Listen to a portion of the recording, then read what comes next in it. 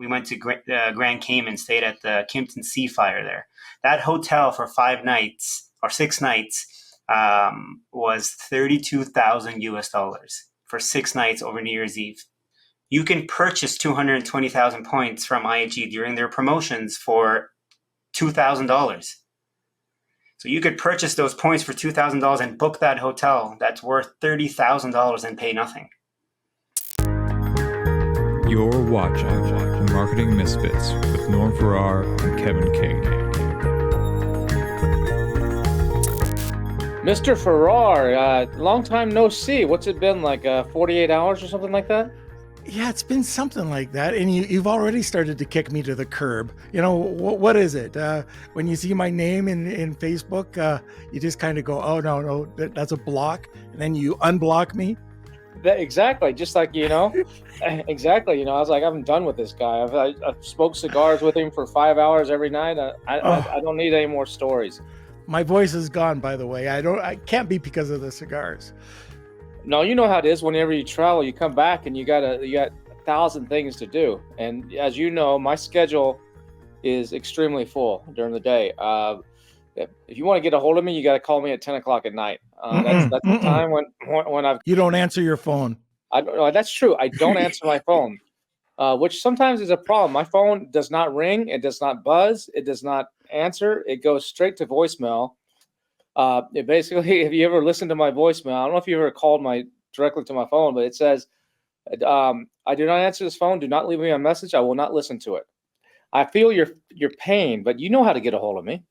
You know how to. I usually throw rocks. Bribes. No, sometimes you have to say the right thing. You're like, Kevin, blah, blah, blah. You know what to say. Yeah, pre-Castro cigar. I have a pre-Castro cigar. You got 20 minutes to respond or it's going away. Hey, we should probably mention a little bit about where we've been. Like, we went to an excellent podcast movement, and just got a ton of information. Now we're trying to decipher it all, trying to do our own marketing here. Yeah, we did. We just, we're doing it. I mean, we come from the Amazon space. For those of you listening that may know us from the Amazon world, a lot of you don't know us from the Amazon world, but both of us are always trying to expand our horizons and get out of this fishbowl. So we go to non-Amazon events, and we got a couple more. We're going to another one in Nashville together. It's not Amazon. Then I'm going to the time of this recording, this will probably come out after that. But I'm going to the VidCon, which is Mr. Beast YouTube event. So we're trying to figure out how can we take this podcast and your podcast, the Lunch with Norm, AM PM podcast that I do for Helium 10, which is an Amazon focused one I don't have as much control over. So that one's kind of whatever they do. But this podcast and your podcast, we're trying to like really expand them out. So we're like, you know what, we know a thing or two about podcasting, but there's a lot we don't know. So we went to this event in Washington, D.C., and it was all about podcasting. And there's some things that definitely made it worth traveling up there, especially, a 5-hour trip in the car to Pennsylvania with you. That was the best. That was the best part. You like that? That was the best part of the trip. And you didn't fart one time. Nope. You didn't even fart one time. I was like, whew. But you, not so much. Just joking. No, but so yeah, that was good. So we, there's a tool now that's kind of like in our space. There's a tool called Helium 10 that does all this keyword analysis and helps you rank better on Amazon. There's something like that just came out in the podcasting space that helps you rank better that hardly anybody's using. We found out about that, and so we're going to be implementing that plus some of what I'm learning at the Mr. Beast video event in Dallas, and really ramping it up, because I guess something that we didn't realize is that, was it 56% of podcasts are discovered on YouTube, not anywhere else? Yeah, that was a crazy stat. If you're doing a podcast, you're listening to this and you have a podcast and you're not marketing on YouTube, you're missing the boat, because that's where a lot of people, they're either discovering them and they're watching them. So if you're not doing video like we're doing video, then you're missing it. Even an audio podcast can be discovered on YouTube, but YouTube it was like 51% the year before. So it's on a trajectory up way more than finding them on Spotify or Apple Apple iTunes or wherever you may be finding them. But yeah, there's all kinds of good stuff coming out of that. But probably the coolest thing, Norm, remember what's the coolest thing about that event? Well, I would say, what's that? The Plod. Oh, The Plod. So if you guys haven't done this, I found this on TikTok. It came across my feed a couple months ago on TikTok, something called the Plod, PLAUD.ai, if you want to go look it up. And it's a little credit card sized device that goes on the back of your phone. I don't have it on my phone right now, but it's a little credit card device that can go on the back of your phone, or you can just set it on the table. But literally, it's as thin as a credit card and the size of a credit card. Credit card has a badass microphone in it, a little pouch that you can put it in to mount it onto your phone if you want to. And it records your conversation. So if it's on the back of your phone, it will record all your phone conversations. If you're having a meeting, or it will record, if you're having a conversation, any other conversation. But where we used it, we tested it. You and I got together a month or so ago at your house in Toronto. And we were just brainstorming for a business that we're running. We spent a couple of days just brainstorming, hours. And I brought this thing and we set it down and it recorded just our brainstorms and then completely summarized them on the spot, like in 8 different ways. You have all these different options of how you want to summarize it. And it was badass the way it would take something, even if an hour in, we were talking about, how to start a new podcast. And then we went off on some tangent. And 3 hours later, we said, oh, yeah, I just had another idea about that podcast thing we were talking about earlier, blah, blah, blah. It would add them together and put them in the same summary. So at this show, there was like 50 or so little speakers speaking for 20 to 30 minutes each. So Norm and I divided and conquered. So Norm took the ones that he was interested in. I took the ones I was interested in, and we were also interested in some of the same. And so we just went to him and we stuck our little Plod on our phone, stuck it on the table, tried to get as close to the speaker, the big speakers, not the actual person speaker, but the electronic speakers as we could, and recorded. A lot of noise, bottles clanking, people talking. Most of the people had to have headphones on, which they provided to actually hear the speaker on the little stage. It was. and sometimes you couldn't hear the speaker. And me sitting in the chair, I couldn't even understand what the person's saying. Yeah. This Plod picked up everything, wiped out all the background noise, got every single word. Within 2 minutes of every presentation, we had a complete summary of the presentation that Norm and I were messaging each other. Hey, here's the one you just missed. Here's the one you just missed. Now we have 35 of these that are completely summarized that we can each go through. We didn't miss a thing. It analyzed, it put the URL of every tool that was mentioned, put a to-do list. It's to-do list? Yeah, to-do list. A to-do list. And it's just really cool. So if you haven't checked it out, it's Plod, PLAUD.ai, and it's just really cool little tool. So check the link down in our show notes. And while you're there, make sure you actually subscribe also to the Marketing Misfits. If you're not following us and you're missing out, make sure you go over to YouTube and check it. If you're not watching this on YouTube, check us out and hit subscribe on YouTube or whatever platform you're on right now too. Make sure you hit that subscribe button so you don't miss a single one of these, because today's who we have on today, we have 2 gentlemen, John and Zoe. All right, well, we'll bring them on. So we're going to be talking about, I can't wait, because there's so many things that even when we talk, it's like, what? I got to get that website. I got to do this. So I can't wait to listen to John Marzo and Zoe Khan. So we're going to bring them on board right now and give them, let's see, there's John, there's Zoe. Hi, guys. What's up, guys? Kevin, how you doing? Good. Hey, So probably the best thing is, why don't you guys just give us a brief rundown of who you are? So I'm John. I'm CEO of Airfairness. We started this about 14 months ago now, pretty fresh. And since then, we've become the largest company in Canada that does what we do. And I won't leave you hanging. Basically, Norm, have you ever had a flight delay? Just had one. Did you get paid from the airline? No. That sucks. Would you like some money, Norm? I would. Perfect. Okay, go to our website. That's basically what we do. If you go to airfairness.com, all we do is we've built this massive brain that connects to kind of the aviation world, and allows you to kind of see if the airline owes you money for a flight irregularity, whether that be a cancellation or a delay. oftentimes you're eligible, and oftentimes you get actual cash, not like a coupon for like a future flight or some goodwill or whatever. This is like in your bank account, e-transfer, or I don't know what it is in the States, but whatever that would be. But money, actual money that you can go buy groceries with, as opposed to a discount on a future flight. So that's what we do. Zoe and I have been colleagues for almost the last decade, and our other co-founder David, who couldn't make it with us today, he and I actually grew up together. We're next door neighbors growing up, and so he and I have been through the shit together my entire life, going from business to business, and kind of in the weeds with each other for almost 30 years now, which is crazy to say out loud. So that's us. Well, that's me anyway. And Zoe, what's your story, big boy? Yeah, so I met John at university. I was working there. He was a student, and he was in my office like every day. Like, hey, what do you think about this idea? What do you think about this idea? And I was like, who's this kid in my office every single day with a new idea? And then he graduated, and we remained friends, and we started businesses together. And here we are doing Airfairness.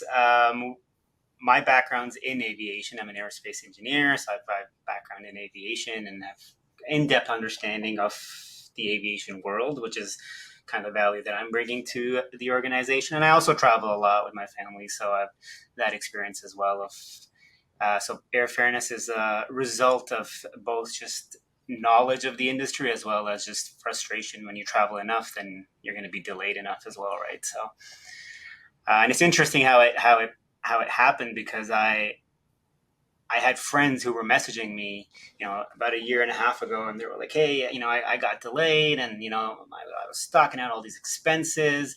The airline's not giving me anything. Like, do you know if I can get something out of them? And this was just a buddy of mine. And I was like, all right, I'll go check out some data, see what's going on. And I pulled in all the data, and it turns out that he was eligible, and they weren't. So I wrote him up an email. I said, hey, send this email to them.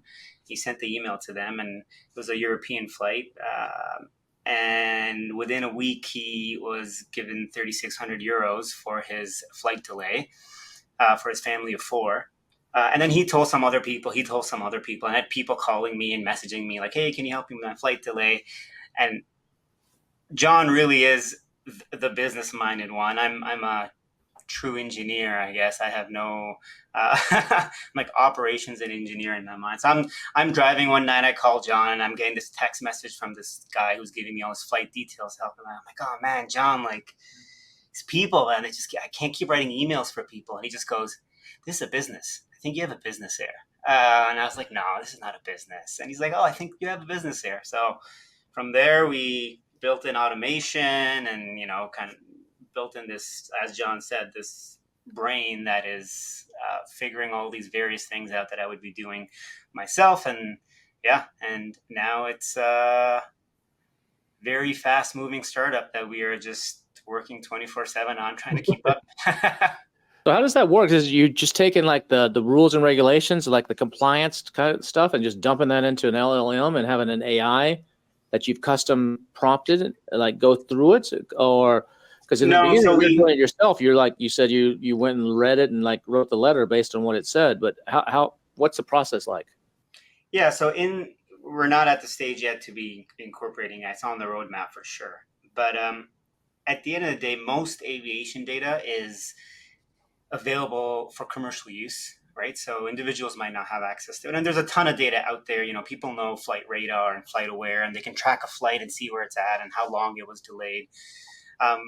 But having an aviation background, you can connect several dots to truly understand, what's going on at a location, right? So you have a flight coming in, let's say London to New York, and on that same plane, they're going New York to San Francisco. Let's say it's a United flight. That London to New York flight, we can already tell is delayed. We can tell that there's a weather pattern over the Atlantic, and it's going to be delayed by 2 hours because they're taking a longer route, whatever the case might be. And we know the passengers that are waiting for that aircraft to get there are also going to be delayed, because they're waiting for that aircraft to get cleaned and refreshed and refueled and get back on to get on the leg to San Francisco. So in that scenario, like we already know that's a weather-based delay, and we can kind of make that deduction and understand why the delay happened. In other scenarios, it could be the maintenance record of that plane, right? So airline might say, "Hey, sorry, we this flight was delayed due to unforeseen maintenance issues." But we can pull the maintenance record and say, "Well, last maintenance happened yesterday, so what's going on?" That- Right? You, So, you can call them on their bullshit, basically. Oh yeah, yeah. basically that's exactly what we're doing. We're calling them on their bullshit. And there's rules that then on top, the layer on top of that is the regulations are very complicated and extensive depending on the region. So, a flight from London to Toronto is eligible under both UK rules for flight delay and Canadian rules for flight delay. I was on a flight just last week that was canceled from London to Toronto, and that same flight under UK rules will net me about $400 less than under Canadian rules. So it's in my best interest to apply Canadian rules to that delay and get paid out under Canadian regulations for that delay, which is how I would pursue it with British Airways in that case. I would never have thought that. So I just had this on my anniversary, of course. Just going to get home, and we were going to go out, but sitting there in where were we? Newark, and mechanical problem. So what they said was that the plane landed too hard, and that they were checking out, the landing gear, which took until 12:30, and we were supposed to be taken off at 6:30 or 7:30. So because it's mechanical, can you do any claims? Like they said, there was no claims. So one thing that you have to preface the whole conversation with is that understand at the very surface level, it's not illegal for the airline to lie to you, right? So they can tell you maintenance, or it could be a beautiful day in July and they would tell you it's a snowstorm, and it's up to you to prove it's not a snowstorm. Simple as that. So the simple description of an analogy would be it'd be like going to court and the opposing lawyer is also the judge. So it's how are you supposed to know that what they're saying is true? You just have to take it at face value. And 9 out of 10 passengers are just gonna say okay, maintenance, well, and then not do anything about it. When in reality, the underlying issue is a staffing problem or is a whatever problem. So they're used to getting away with kind of misleading the passenger because 9 out of 10 times they're just either uneducated or don't want to pursue it, because then there's all these hoops to jump through, which is why a lot of times the frontline staff don't necessarily know either. So the staff member at the gate doesn't know that there's what the delay reason is. They've just been given, let them know it's delayed 2 hours, mechanical issue, or maintenance issue.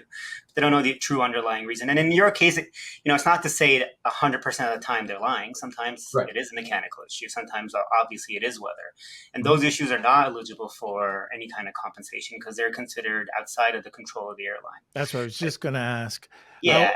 What about another thing that comes up? I don't know. I think I'm probably one of the most unluckiest travelers. Lots of delays. So one that just happened last winter, one of the worst ones, ended up going to Quebec City. Supposed to be in Toronto, ended up in Quebec City. The flight, they paid for the hotel, and they said, "Oh, here's a $300 voucher." But they took off early in the morning, and we had to go and book. It cost another $800 to book another flight, but they give you $300. If you accept the $300, it's over, right? Yeah, basically. They've compensated you.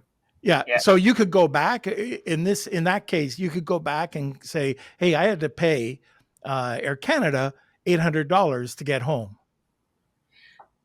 Right. Yeah. Once you've accepted the $300, you've effectively accepted settlement of. But what happens if you don't accept that? Can you? If you don't accept that, you can obviously file a claim under whatever rules the delay might fall under 100%. So I never accept any compensation just to avoid that issue down the road. I never even accept like the $10 food voucher they give you when you're stuck at the airport. I'd rather not have the $10, and if it's a valid reason, cool, I lost that on the $10. But I'd rather be able to file for actual compensation. Yeah, like your friend, for example, would you rather have 3,600 euro maybe, or like an egg salad sandwich? I think I'd maybe have the 3,600 euro. Yeah. Now, how good is the egg salad sandwich? Not that good, Norm. Come on, dude. Yeah, not that good. The other thing to keep in mind is depending on how you've booked your I think this is a key thing, even from our end, from a customer education perspective. There is compensation, which is the payment for you being inconvenienced, and then there's reimbursement, which is reimbursement of actual out-of-pocket expenses while you're delayed. Those are two different things. Compensation doesn't mean they don't have to reimburse you for hotels or taxis, and it doesn't mean if you bought your ticket on a credit card that might have insurance on it, it doesn't mean you don't have the ability to go to your credit card company and say, hey, I paid for a $200 hotel and I had to take this cab and I had to buy, I don't know, a toothbrush. All that is still reimbursable. Those are the compensation is supposed to be above and beyond simply for your time. Mm-hmm. So that's another thing people leave on the table, right? Is they'll do the reimbursement, get it from their credit card, and think that like, oh, I won, like I got my money back. Well, that's like one battle. Then there's like, oh, you had this big pain in the ass issue. You need to be paid for that as well. So like, there's a lot of money being left on the table, and unfortunately, people don't know how to access it.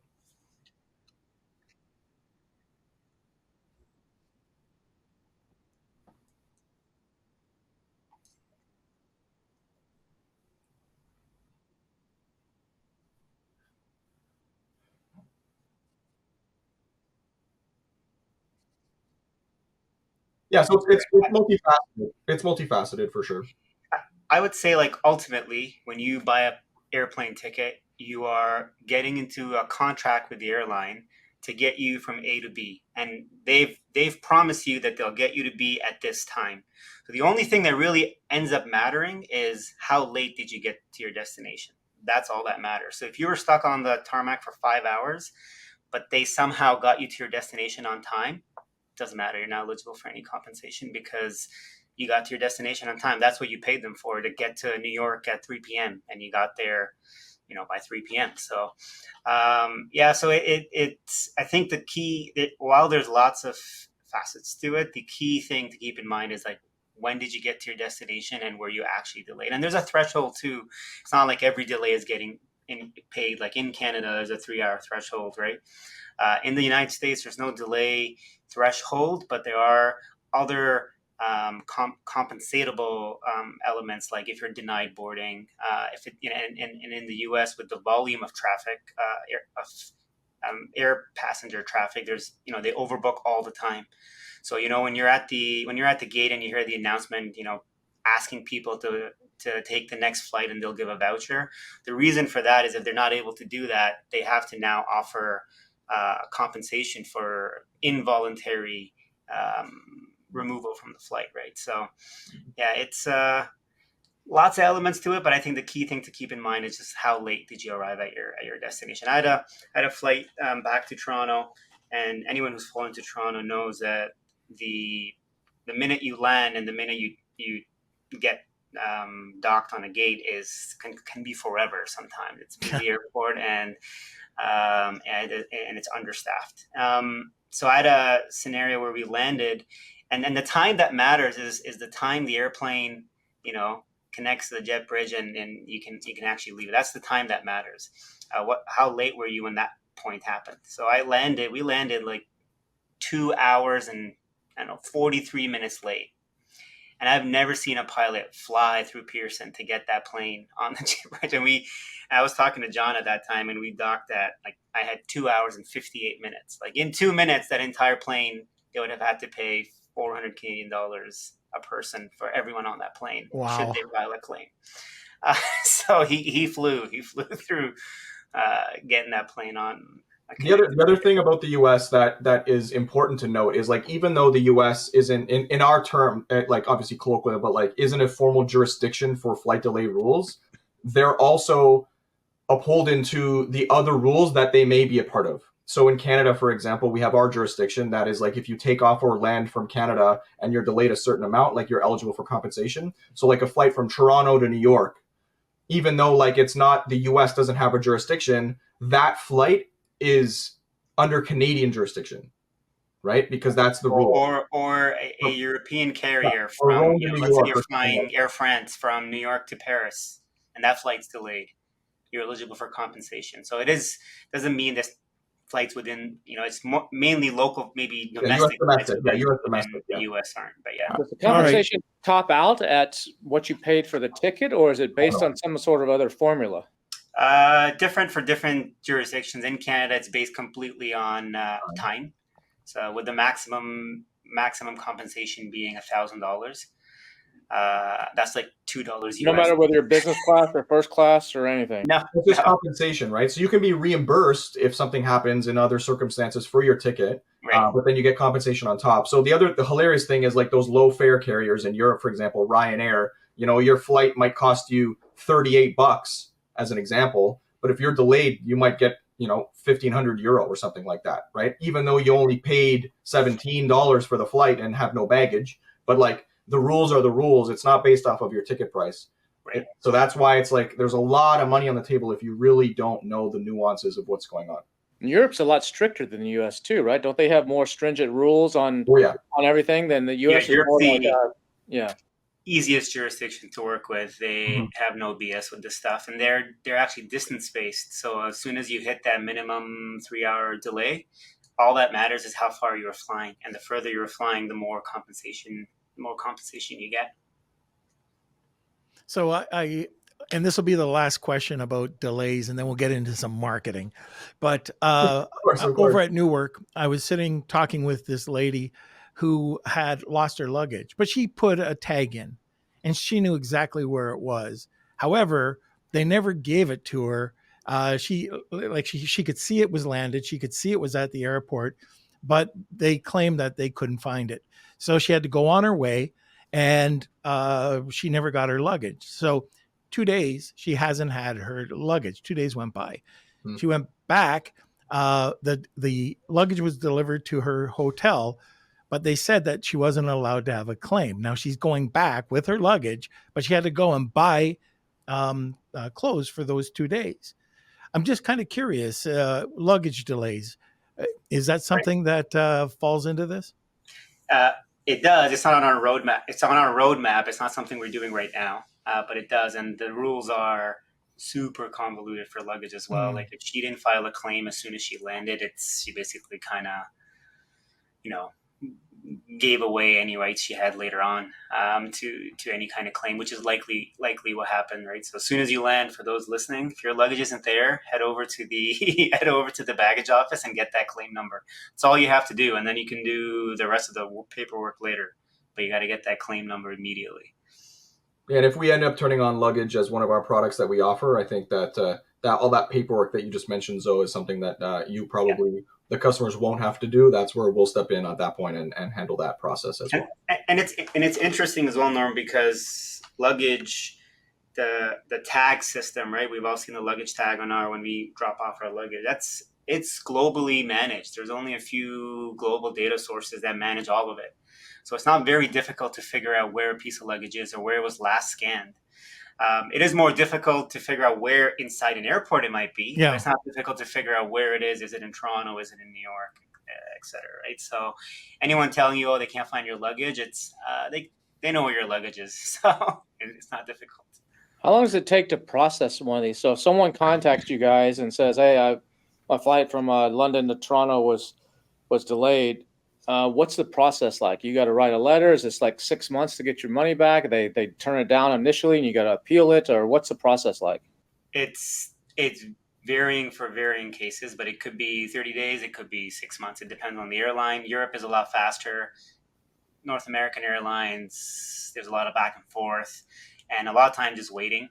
But our aim as of late has just been to kind of slam them with the data. So there's no way out as a response to our claim to them, right? So It varies, but we're able to do claims in a couple weeks, and then some claims might take 6 months if it's more complicated than not. We're also in the process of setting up what we are internally calling like a confidence score for flights, because not every flight is eligible, right? But people think it is, right? Someone's delayed 6 hours, they're upset, they're filing this claim. We're spending more time educating the customer, letting them know that, hey, you're not owed any money than we are, on filing the claim side, right? So if there's a snowstorm and the plane's grounded, then there's a snowstorm, the plane's grounded. So Is there a lot of competitors, or are you unique in this niche? I would say in North America we're unique. Mhm. There is a major competitor in Europe Germany. at the moment. But in North America, we're unique, and the way we're doing things is unique to the automation aspect of it, and introduction of AI down the road as well. No one's doing it that way. It's all a manual process from as far as we know. And the bottom of their funnel ends at court, which is something that we decided internally we don't want to handle, at least in the medium term. So that like if the airline pushes back significantly and they're what we're calling like a false negative internally, where we determined that like some score, this was supposed to be a for sure win, and then the airline pushes back and said no. In other companies, they would like take them to court and like sue them and get a do that whole thing. That's where we stop. And then it's up to the passenger. We just realized we'd rather focus on the core 95% rather than build out for those edge cases. And then as we grow, we can kind of accommodate those fringe cases that way. But for now, we're focusing on the quote unquote the quick wins, keep the customers happy, and don't forget you can lose in court, right? So like at that point, you don't want Air Canada to counter sue you and you lose your house or something like that. So I'd rather just do what we do at the moment. And I should point out that all of the stuff we've talked about from a claims perspective, our little like slogan is win or free. So it's free for passengers to use. Submit a claim. We'll do all the legwork. Check it out. If we're able to secure some compensation for you, we just ask for a piece. But if we fail and we can't really get anything, then there's no harm in trying on the customer side. So we're very proud of that. So you just get a percentage of the compensation. Yeah, and that's a very good term. It is the compensation. If you get reimbursements, we don't get any of that. So like if you're getting, $1,000 hotel, like we don't get a cut of that when you get that back. That's entirely yours. We just get a piece of the above and beyond compensation that you're owed that we got for you. And in some cases, we have customers that were not eligible. Their flight was delayed for legitimate reasons, and we were still able to get like yours, Norm, like a goodwill coupon from the airline or for future flight credit. And in those cases, we don't charge a fee either. We just pass it along to the customer for future use. Yeah, we're trying to be like the Robin Hood of aviation is kind of like our ethos a little bit in this space. So. Do you help them get like miles and stuff too, in addition to the vouchers, or we're working on some side stuff. We're about maybe a quarter away, maybe 3-4 months away from launching some industry shaking products. That's kind of what I can say with that. But on the points topic, I think this is like a great intro to kind of talk about Zoe's like alter ego. In terms of being the like most incredible like points travel person I've ever met. My thing, like the way to describe it is like people do points. I will say that like people do points and they travel and whatever. To everyone else, it's a hobby. And then to Zoe, it's like a science. This is like my interpretation of this. He's going to blush, but honestly, I think there's people that do this for fun, and then there's Zoe. And that's like my intro for you, brother, but you can go with that. Yeah, I've heard stories from John, like you're the master at like getting business class tickets for like 7,000 miles or some crazy, like figuring out the exact routing. Like, oh, if you need to go to Singapore, just route through Taipei or something and do this and do that, and you can combine these two together with this credit card and that point system, and that's just transfer. And you can work some magic. I know there's companies out there, there's big ones, the Points Guy, my Points Guy, and there's quite a few of them. And there's a lot of TikTok people that are doing this stuff now. Like, use this credit card, and here's how you transfer this. And this month you can get this special thing. So I mean, I'm having a struggle right now. I mean, I was American Airlines Executive Platinum for like 7 years in a row.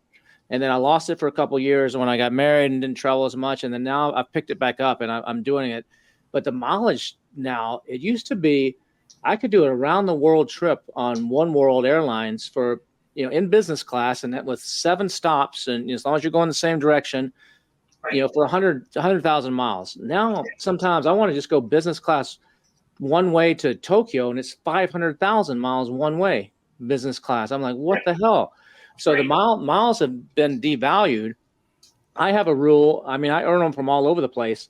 I have a rule that I try to get at least 2 cents a mile. I mean, the airlines price it like 1 cent a mile. And what a lot of people don't realize, I think, just to throw this in before we get some questions for you, is airlines actually make their money on mileage programs, not on flying airlines. Yeah. Flying airlines is almost a break-even business, or in some cases, for some airlines, a money-losing business. Where it's become, American Airlines was the first company to actually have a mileage program way back 30, 40 years ago. They started it. And now it is, they sell those miles to when Amex is giving them to you, or Marriott's giving them to you, they're paying for those miles. Mhm. And it's big money. And a lot of those miles never get redeemed. Yeah. So it's like buying gift cards that nobody ever uses. Yeah, airlines are like a bank at this point, more than they are an airline. Yeah, exactly. And so this is major business. That's why, like, American Airlines now has a credit card with Barclays where you actually used to have to fly butt in the seat to actually get executives, top tier status. Now credit card spend will get it to you. That just shows you the business model right there. So what are you seeing? What's some, I mean, I'm familiar with Expert Flyer. I'm at points.me and, all these little things, but what are you doing, Zoe, that's like so magical and mystical here? I think okay. So let's unwrap some of the things here for a second. The big companies out there, like the Points Guy or 1 Mile at a Time, and a bunch of they're bloggers for the most part. They're just they're blogging on. One Expedia owned my Points Guy or something now, or one of the big travel companies bought them, right? Somebody did. One of the big travel. I know the Points Guy is owned by a big media firm. Yeah. Okay. Anyway. Yeah. So their job is just to blog on what's changing, what if there's any miles devaluations happening and any of that kind of stuff. And a lot of them aren't doing any helping customers or people figure out how the best way to get from point A to point B. That's one part of it. And then the other part is Expert Flyer, great tool. Lots of detail you can get from it. Points.me is another one. Great tool for very simple A to B kind of routing. But I don't think, and even with today's tech and with AI, a tool can exist that can actually figure out. And if it did, I think the airlines would push back really, really hard because it would just pull so much resources from their APIs or search capabilities that can truly figure out what is the best way using multiple currencies, multiple routes from A to B. On my end, I think in a nutshell, what I'm doing is I'm going from point A to point B.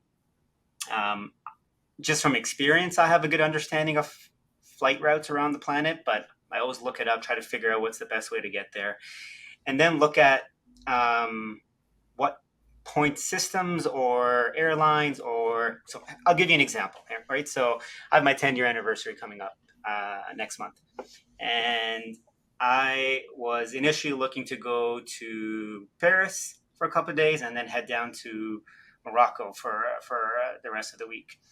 And I was looking at flights, and you go to points.me, you could put Toronto to Paris or Toronto to Marrakesh, and you put that in there, and in business class, the lowest points value that I was getting, and I wanted to go with the whole family, so myself, my wife, and my 2 children. So the lowest flight that I was getting in business class, Toronto to Paris, Paris to Marrakesh, with a stopover in Paris, it was like 220,000 flying blue points. 240,000 flying blue points per person, right? So I'd be spending about $1 million flying blue points, which is a transfer partner with American Express. So you can transfer over from American Express to Flying Blue and then book that. And someone might do that. They might spend 1 million points and do that. And that's John mentioned, he said, they're like a bank, which is true, but they're like a bank that controls the value of the currency, which is their points. and at any given point they can devalue it, and it's up to you to maximize the value of the currency, right? So I was like, okay, well, let me look at, Toronto is a busy hub. Let me look at other hubs that can get to Paris, right? So I'm looking at the eastern seaboard. I'm like, okay, what other main cities are flying? Boston, JFK, Philadelphia, Washington. And then I find this JetBlue flight that is flying from JFK to Paris. And that JetBlue flight from JFK to Paris I can book it through Avios points, which is like the British Airways system, for 60,000 points a person. And that's in JetBlue Mint, which is their business class product. It's fantastic. And all I have to do is buy a $200 flight over to New York, right? So instead of paying a million points to get over to Paris and onwards, I'm paying $200 and paying 60,000 points a person to go from New York to Paris. And then here's the more interesting part. I then booked a regular cash fare from Paris to Morocco, because there's tons of flights every day from Paris to Marrakesh. And then on the way back, and this is the interesting part about how airlines, how routing systems work in airlines, right? So on the way back, same thing, nothing into Toronto. And there was a flight from Paris to Boston that was per person 180,000 miles a person in business class, right? So Paris to Boston. That same flight, if I booked it instead of Paris to Boston and then do the Morocco leg on its own, if I booked that same flight on Air France, which I did, from Marrakesh to Paris to Boston, and I'm on the exact same flight that I would have been on from Paris to Boston, I paid 220,000 miles for all four of us in business class. Yeah, a lot of people don't think that, to actually check the partners, because partners have different ways of different. I've had that when I went to Qatar a couple of years ago for the World Cup final, and everything on Qatar Airways and all the different ways to get there were like crazy for business class. But JetBlue is a partner at that time. I think they're out of the alliance, the thing now, but they were at a time. So I was able to go to the JetBlue site instead of 400,000 miles each way or something. I was able to get actually buy a ticket for like $3,000, which is a much better deal. Everybody else was charging 15 or 20,000, and it's the exact same Qatar Airways plane, just code shared. So open jaws, code shares. Also, a lot of people don't realize that, like you touched on it earlier, the currencies. I've had this happen. My ex-wife was from Colombia. And a lot of times, if they booked it with a Colombian IP address, the price was totally different than if you booked it with an American IP address. And a lot of people don't realize these airlines also cookie you or flag you, and they don't show you all the flights. You got to use something like Skyscanner or something like that to pick up all the Southwest flights or all the little airlines that don't participate in some of the things.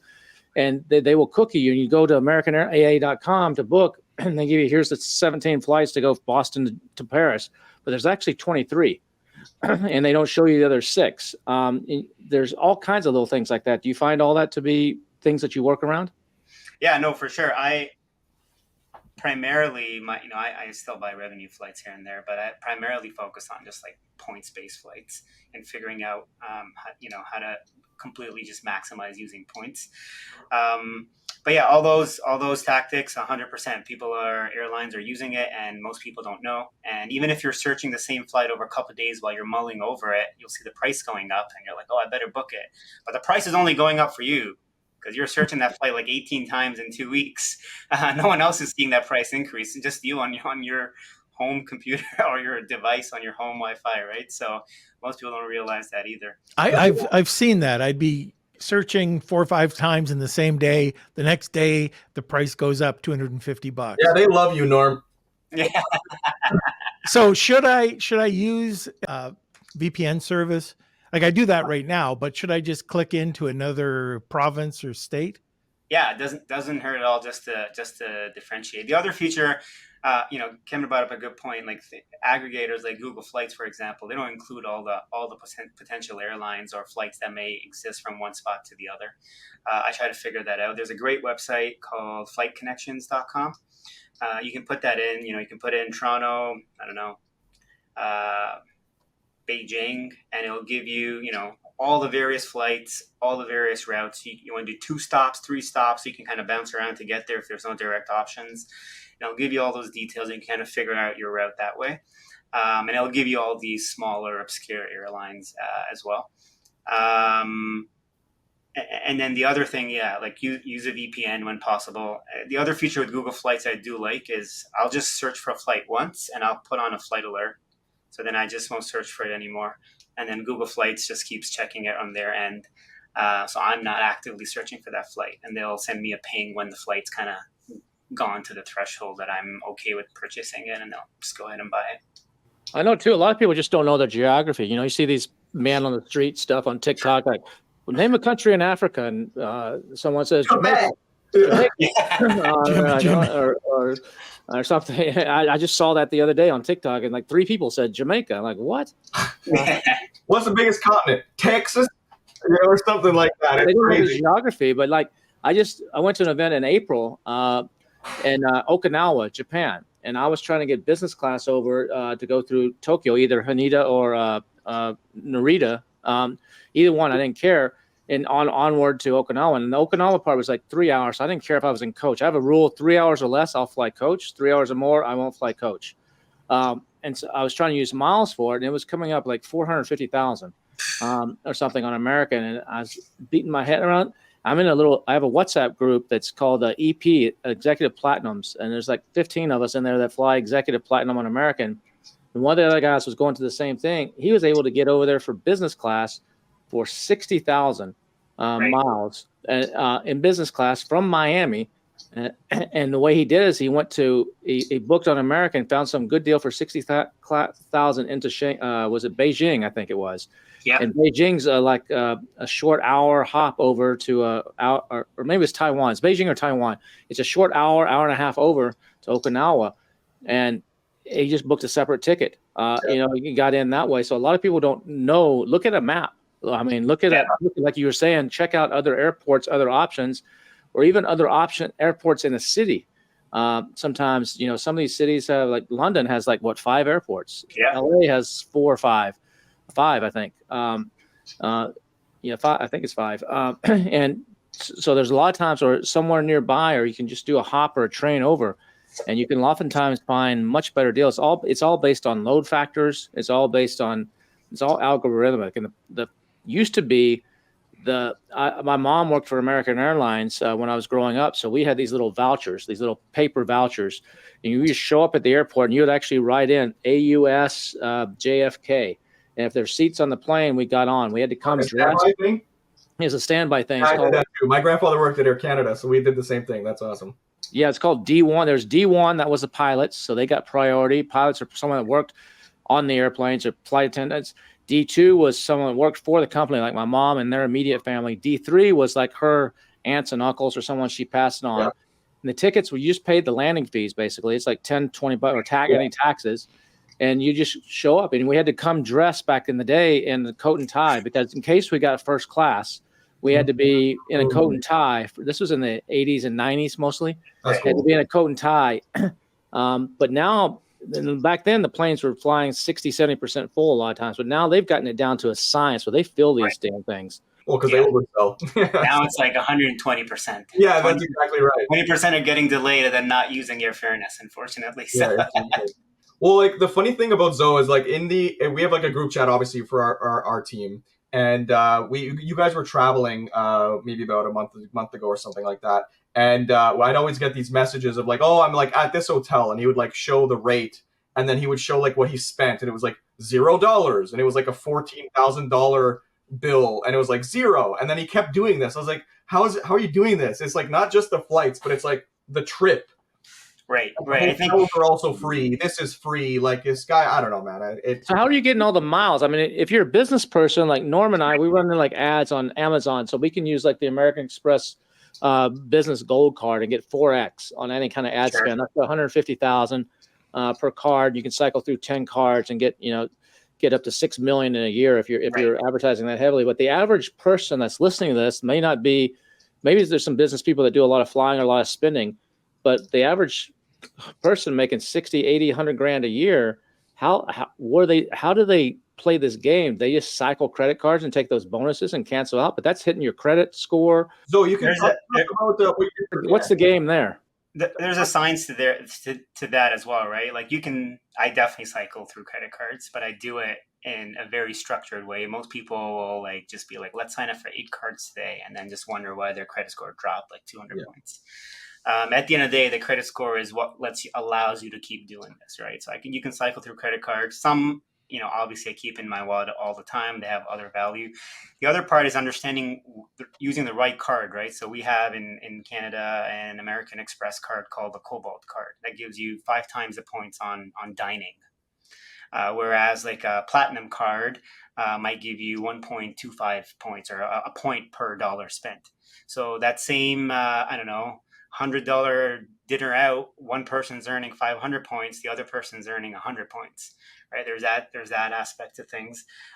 Cycling and what in this industry is called churning credit cards, that's another aspect of things, of like cycling through your cards, canceling them at the right time, applying for new cards at the right time, making sure and managing your credit score. That's another thing. And then the other aspect, you mentioned it earlier in the conversation, is just outright purchasing points.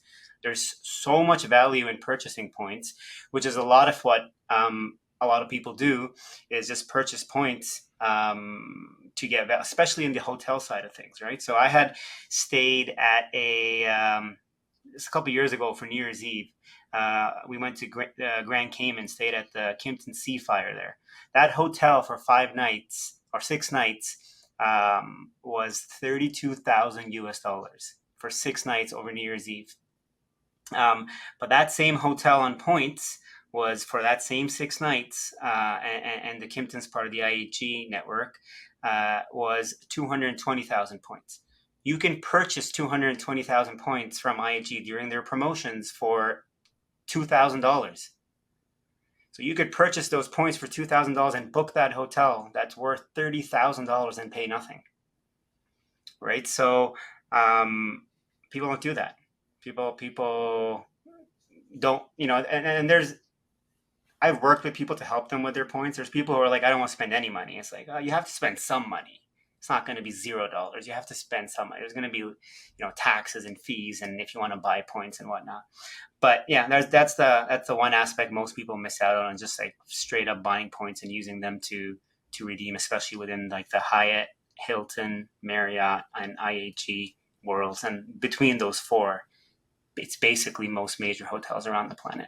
Have you seen what United's doing now? I think this is fairly new. I just flew United back from Newark. That the trip that Norm's got delayed on going back to Canada.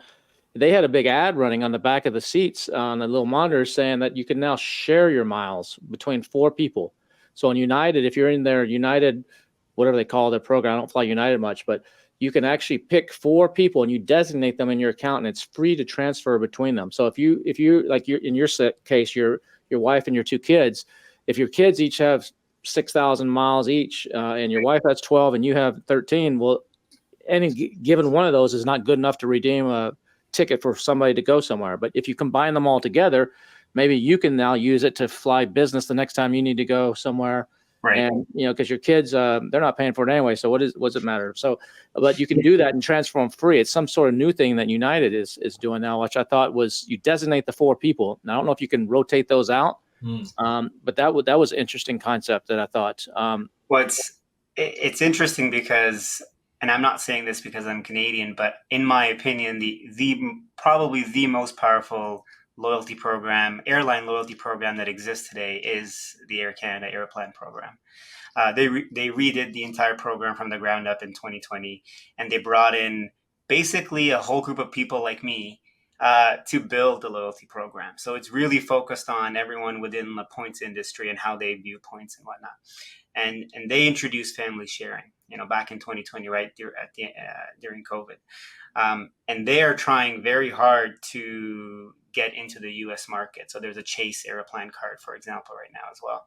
That had the $90 Chase Airplane card in the United States has better perks than the $600 American Express Airplane card in Canada. Simply because they're trying to just like, for the reason that you mentioned, that that's where the money is within the loyalty program. And they introduced that family sharing option, which I do with my family, and likely why United is competing as well, because they're a competitor with Air Canada. Yeah, well, that's part of the Star Alliance, right? Yeah, all part of Star Alliance. Yeah. So can you? I know with Delta, you could whatever airline is part of their partnership, you can share. So anytime I fly on a Delta partner, I always use my Delta points, but they transfer back and forth, don't they? No, you can use points within airlines in the alliance. Right. Sure. You can't transfer them out once they're with the airline. You can't transfer them back out. You can use them on other airlines, but they got to stay within Delta and follows Delta's rules for redemptions that may exist. So Delta is part of SkyTeam. Delta's part of SkyTeam, so that's right. with like Air France and whatnot. So which airline has the best loyalty program, and which credit card would you recommend or credit card or two are the best for people to look at that might be listening, that they can get the most benefit from in your experience? Loyalty, I'd say Air Canada Airplane. Not saying this because if you asked me 5 years ago, I would say Alaska Airlines. They had the best loyalty program in the world. That's hilarious that you're saying that, Zoe, because I always, just from past experience with Aeroplan, right, it was the worst. It was. It really was. It was terrible pre-2020, and Alaska Airlines was running this fantastic program. You could redeem, Emirates first class suites using Alaska points for peanuts and fly over to Dubai and onwards in these fully enclosed suites with a shower and all, right? So Alaska Airlines was running probably one of the best programs out there. Then Alaska joined One World, and since then it's been, just slowly devalued. It's still great, but not what it used to be at its peak. And then Air Canada, after their 2020 complete overhaul of the program, they've just been year after year. It's just been, they really listen to the industry and try to provide value to the people using those points.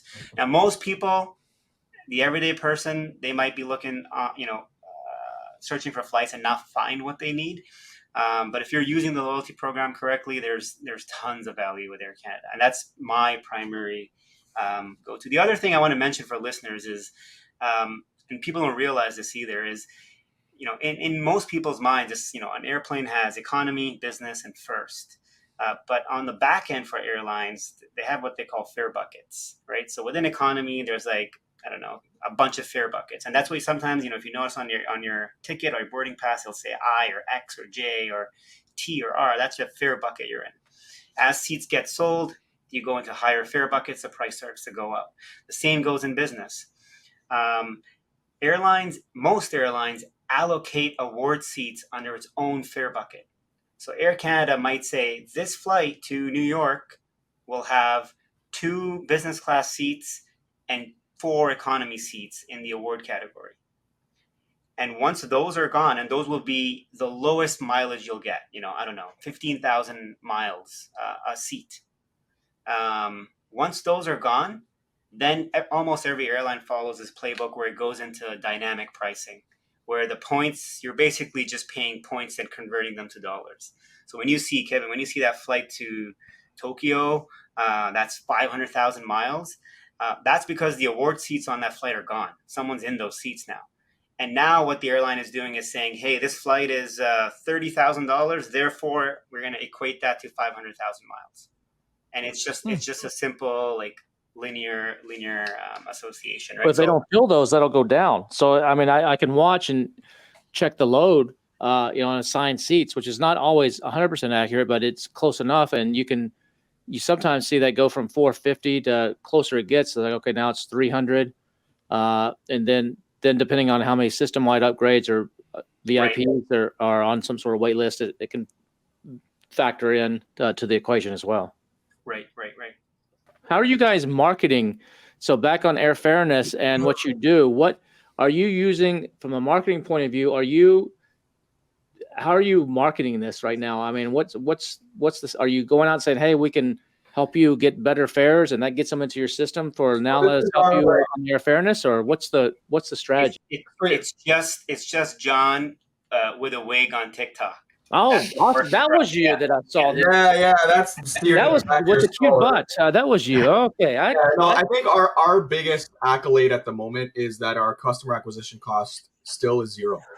We've run zero advertising, and everything is just word of mouth. Like, now that you know about us, the next time you're at Thanksgiving dinner, you're going to tell your aunt, and then at Christmas, when she gets money, you're going to be her favorite nephew. That's kind of how this works so far. And one thing that I'm very proud of is that we decided to go on TikTok and just, try to go wide and see what hits. Is it informational? Is it clicks? Is it fear? Is it whatever? Just try to blast. And then one thing that I noted, I haven't seen this described anywhere else, but one term that I coined is, everyone talks about product market fit. I like to talk about product platform fit.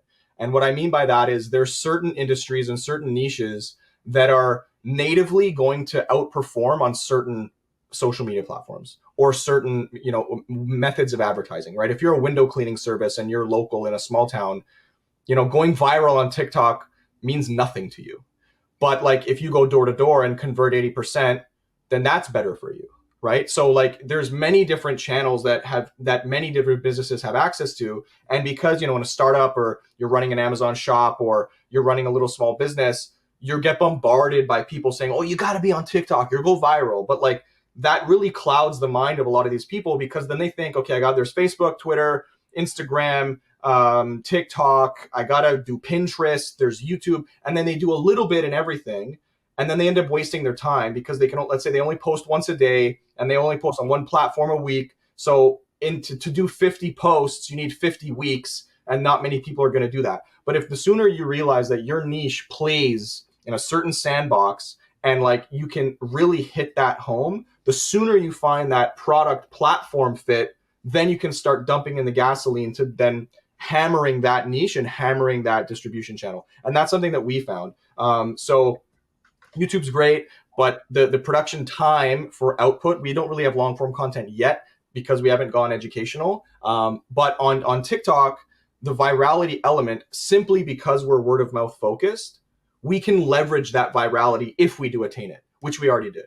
So we did a couple posts, couple went viral, and as soon as you can see in the data, spikes, claims went through the roof immediately, right? So it depends on what you want to do and what your goals are. There's certain platforms that you can really hammer that can check those boxes for you. And that's something that we found very insightful. And to add to that, we were about 2 weeks into this business when John put up this video that ended up with 500,000 views and absolutely broke us with the amount of traffic that it directed toward. It's a good problem to have. But it was well planned and kind of put out by John. So. Yeah, I think now that so I guess a little bit of background. So we just closed our seed round. We're growing the team. The goal is to triple the team in the next 6 months. So there's 3 co-founders now, trying to have a team of 9 within the next year. And that money, the runway is going to be advertising leaning.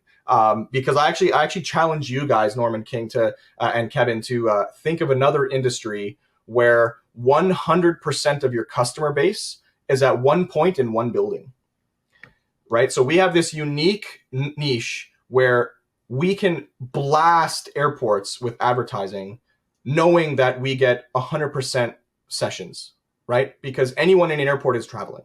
Imagine, hypothetically, there was a building where anyone who bought water bottles had to go to that building.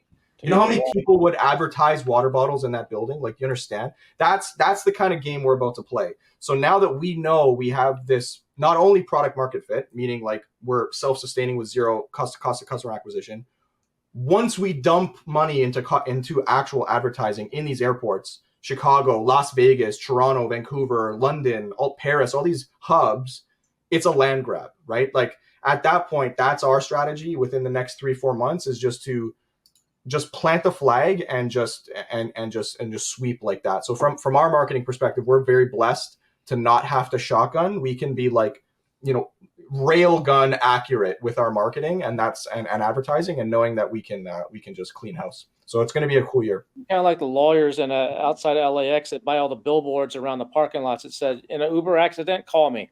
Exactly. Right. This big signs right underneath the Uber, where you got the Uber parking lot where you pick up your Ubers, a huge billboard right there. Uber accident, call me, I'll get you millions, or whatever the heck it says. Yeah, exactly. Right. So like the sooner we have like this inflection point, critical point in like the travel value chain. Like you buy a ticket, you wait for your trip, you go on the plane, you fly, you're delayed, you land, you disembark, you're pissed, and then you talk to us, right? Like that value chain is very well defined. But there's this divergent gradient of customers that are likely to know about us because they're getting less pissed over time. We want the freshly pissed customers because they're going to be truly the most excited to get money from the airline because they felt wronged, right? They need that's interesting. You want pissed off people as your customer. Oh yeah. So you want to get them when they're hot. Most people are like, I don't want to talk to them when they're hot. You want to talk to them when they're hot. Yes. Give me your steamy. I'll take any steamy person anytime.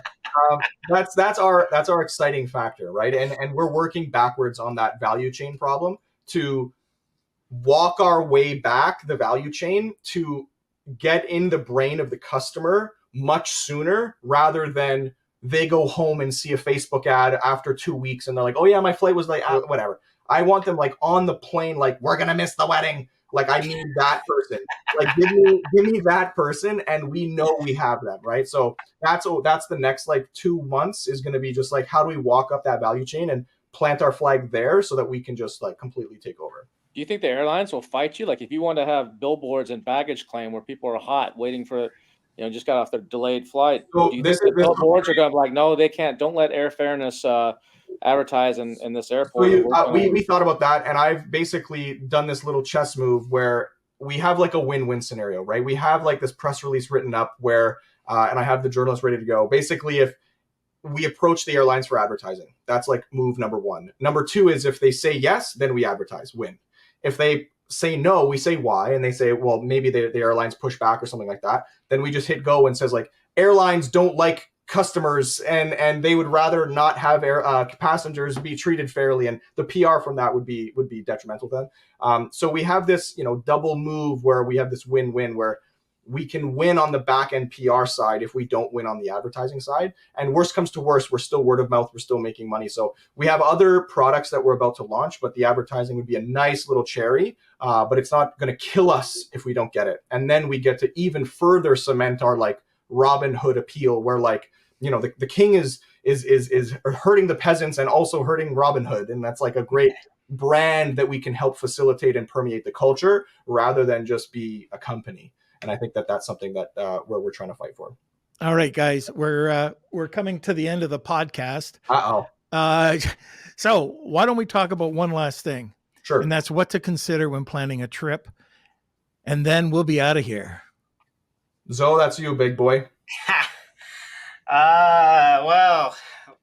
Depending on the importance of your trip, I would check the delay stats of the airport you're flying into. So, for example, don't fly into Chicago if you really want to get there on time. That's an example. Don't fly out of JFK if you really want to get to somewhere in Europe on time. So that would be number one, is like check, just do a little bit of research. There might be other airports, like Kevin said, nearby. If you really want to get there, factor that into the conversation. Number two is factor the delay stats of the airline. Those are available publicly as well. You can see how on time Air Canada is or United is. And depending on the importance of your trip, that paying more might trump that, right? So there are airlines out there that are very much on time. Like John was joking about Ryanair, but Ryanair is a fantastic airline for their network and for being on time. When they're not, people are pissed, but they do better than most other airlines. And have I'm the calmest person you will meet at an airport when there's a flight delay. People are like losing their minds, but I'm like the calmest human when there's a flight delay. And not because I know I might be getting compensation for it and then I cover the entire trip, but just like have a plan. Like I almost always have a plan, especially because I have little ones. I almost always have a plan, especially on long flights and what I'm doing. Should there be an overnight delay or a cancellation? This year's been terrible. We've had 3 cancellations in the last 6 months, which hasn't happened in years in this short period of time. So I just have like a plan, a backup plan ready. Where are you going to stay? Is there a hotel at the airport? What credit card did you use? Does it have insurance? Like, make sure you figure that out before you buy your ticket. People are buying it on their cashback card, excited to get their 1% back on the cashback card, not realizing there's no insurance coverage should you get delayed or your bags get lost, or if you have a premium card, use it for this kind of stuff.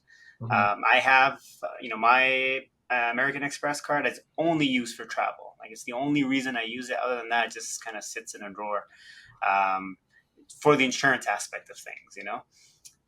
So I'd say those 3 things: like, figure out the delays, make sure you plan ahead, and use the right freaking credit card. So this just happened. Kevin and I had to take a trip. We rented a car. The car had to get returned. We just remembered going into the airport that we were running out of gas. So it was, Kev, let's just drop it off.